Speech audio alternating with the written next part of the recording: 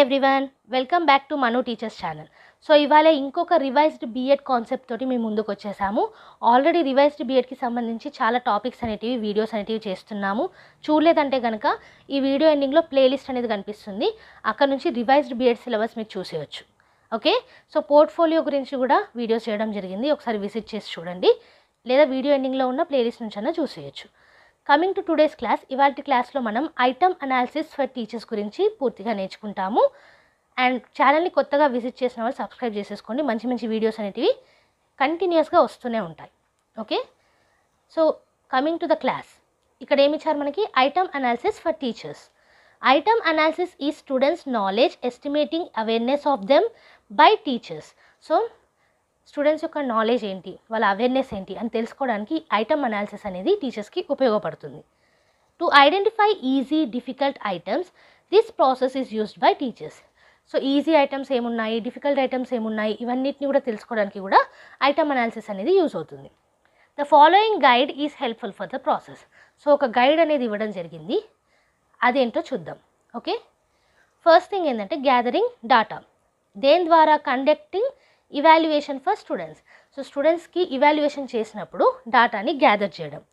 Okay, next thing ఏంటంటే gathering ఇన్ఫర్మేషన్ని gather చేయడం. Gather students reactions or responses on every aspect. So ప్రతి ఒక్క ఆస్పెక్ట్ మీద స్టూడెంట్స్ యొక్క రియాక్షన్స్ ఏంటి, రెస్పాన్సెస్ ఏంటి అనే ఇన్ఫర్మేషన్ని గ్యాదర్ చేయడం.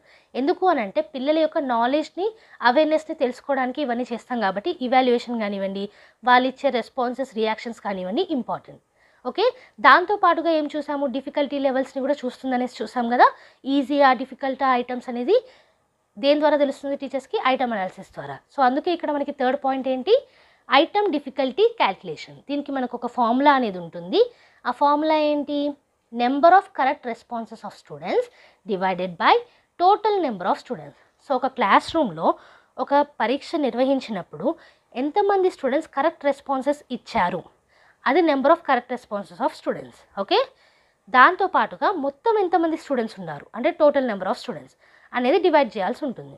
ఓకే, ఫర్ సపోజ్ ఇప్పుడు క్లాస్ రూమ్లో ఒక 100 మెంబర్స్ ఉన్నారు. ఆ 100 మెంబర్స్లో మనకి ఒక 80 మెంబర్స్ దాకా కరెక్ట్ రెస్పాన్స్ అనేది ఇవ్వడం జరిగింది. So what will be the formula? 80/100. Okay, so అంటే దాన్ని డివైడ్ చేస్తే మనకి ఏమొస్తుంది? 0.8 వస్తుంది. సో ఇక్కడ ఆ విధంగా మనము క్యాల్కులేట్ చేసినప్పుడు if items are easy then P is almost equal to 1.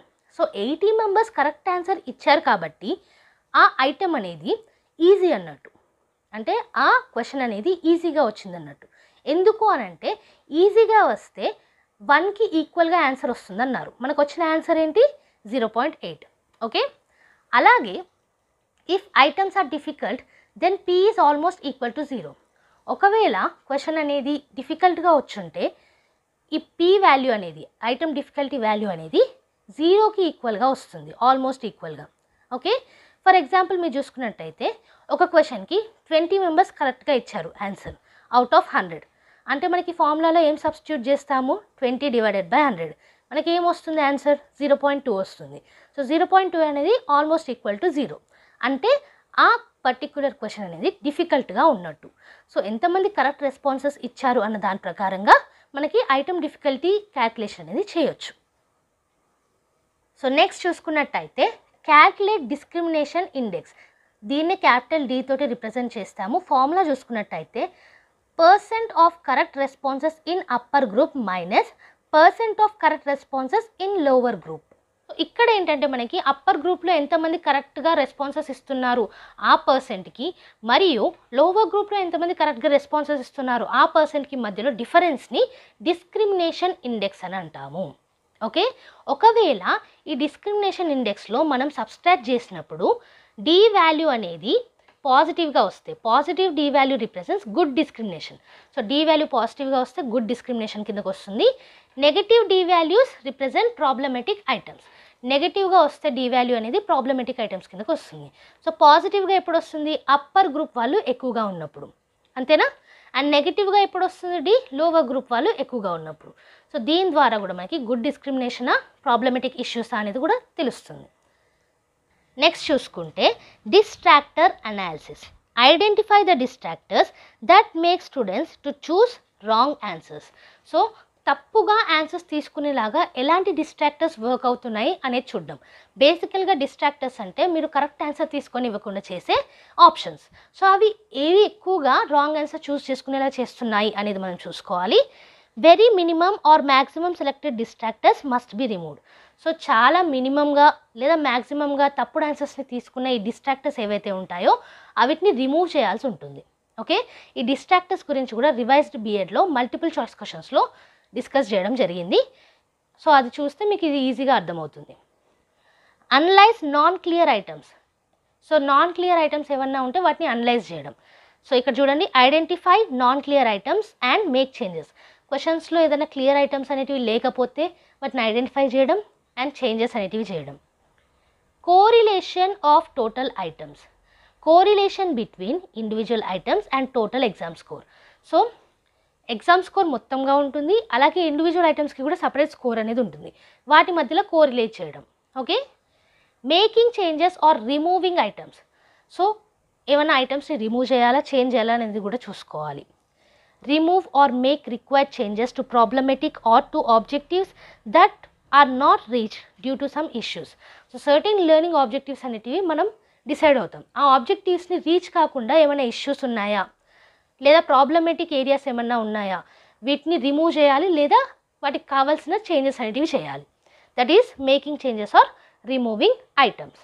Next thing ఏంటంటే ఇటరేషన్ ఆఫ్ అనాలిసిస్, అంటే మళ్ళీ మళ్ళీ రిపీట్ చేయడం. Okay, analysis iteration can lead to improvement. Improvement కావాలంటే అనాలిసిస్ని రిపీట్ చేసుకుంటూ డెవలప్ చేసుకుంటూ ఇలా అనమాట.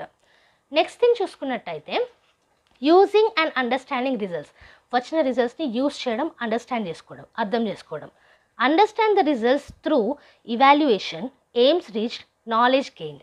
సో ఎలా అండర్స్టాండింగ్ చేసుకోవచ్చు ఈ రిజల్ట్స్ని? ఇవాల్యుయేషన్ ద్వారా, ఎయిమ్స్ అని రీచ్ అయినాయా లేదా అని చూడడం ద్వారా, నాలెడ్జ్ ఎంత గెయిన్ అయింది అని చూడడం ద్వారా అలా అండర్స్టాండ్ చేసుకున్న రిజల్ట్స్ని యూజ్ చేసుకోవాలి. ఓకే, తర్వాత లాస్ట్ పాయింట్ ఏంటంటే గివ్ ఒపీనియన్. ఒపీనియన్ ఇవ్వడం. Give opinions on strength, weakness on the results, responses. So పిల్లలు ఇచ్చే రెస్పాన్సెస్, రిజల్ట్స్ వీటన్నిటి మీద బేస్ చేసుకొని, ఇవాల్యుయేషన్, ఎయిమ్స్, నాలెడ్జ్ వీటన్నిటి మీద బేస్ చేసుకొని మీ యొక్క ఒపీనియన్ స్ట్రెంగ్త్స్ అండ్ వీక్నెసెస్ మీద ఇవ్వాల్సి ఉంటుంది. Okay, so this is about the item analysis for teachers. So టీచర్స్కి ఐటమ్ అనాలిసిస్ అంటేనే పిల్లల యొక్క నాలెడ్జ్ను, అవేర్నెస్ని తెలుసుకోవడం, అలాగే ఐటమ్స్ అనేటివి ఈజీగా ఉన్నాయా డిఫికల్ట్గా ఉన్నాయా, డిస్క్రిమినేషన్ ఇండెక్స్ ఏంటి వీటన్నిటిని తెలుసుకోవడం. ఓకే, సో దీంట్లో భాగంగానే కొన్ని గైడ్స్ అనేటివి చూసాము. ఏంటది? డాటాని గ్యాదర్ చేయడం, ఇన్ఫర్మేషన్ని గ్యాదర్ చేయడం, ఐటమ్ డిఫికల్టీ క్యాల్కులేషన్ చేయడం, దాని యొక్క ఫార్ములా కూడా చూసాము. అలాగే డిస్క్రిమినేషన్ ఇండెక్స్ వాల్యూని కూడా మనము క్యాల్కులేట్ చేసాము, డి అనేసి అంటాం వీటిని. నెక్స్ట్ చూసుకున్నట్టయితే డిస్ట్రాక్టర్ అనాలిసిస్ చూసాము, అనలైజ్ నాన్ క్లియర్ ఐటమ్స్ చూసాము, కోరిలేషన్ ఆఫ్ టోటల్ ఐటమ్స్ చూసాము, making changes or removing items, iteration of analysis, using and understanding results and give opinion గురించి కూడా చూసాం. యాజ్ యూ నో ఈ మొత్తం నోట్స్ కూడా మీకు కింద డిస్క్రిప్షన్ బాక్స్లో పీడిఎఫ్ రూపంలో ఉంటుంది, అక్కడ నుంచి మీరు ఫ్రీగా డౌన్లోడ్ చేసుకోవచ్చు. సో ఈ నోట్స్ నచ్చినట్టయినా, ఈ ఎక్స్ప్లెనేషన్ నచ్చినట్టయినా ఛానల్ని సబ్స్క్రైబ్ చేసుకోండి, అలాగే వీడియోని లైక్ చేసేయండి అండ్ ఆల్సో షేర్ చేసుకోండి. Every Tuesday and Friday regular videos అనేవి అప్లోడ్ చేస్తాము. బోనస్ వీడియోస్ ఎప్పుడైనా రావచ్చు.